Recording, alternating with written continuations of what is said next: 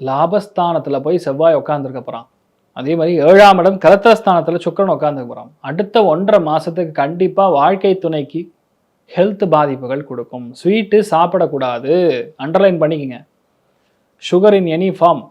அருமையாக இருக்குது சார், குலோப் ஜாமுன் சாப்பிட்டேன் சார், செம்மையாக இருந்தது சார், இந்த புளிப்பு ஜிலேபி சார் ரொம்ப அருமையாக இருந்ததுன்னு ஆர்டர் போட்டு சாப்பிட்றது, இதெல்லாம் பண்ணிங்கன்னா கண்டிப்பாக ஹாஸ்பிட்டல் அட்மிட் தான். விருச்சிக ராசியில் விருச்சிக லக்னத்தில் பிறக்கக்கூடிய யாராக இருந்தாலும் சரி, அவங்க வாழ்க்கை துணைக்கு பிரச்சனை, உங்களுக்கு வயிற்றுல பிரச்சனை, ஒரே ஒரு மாதிரி டிஸ்டர்பன்ஸ் கொடுக்கும்.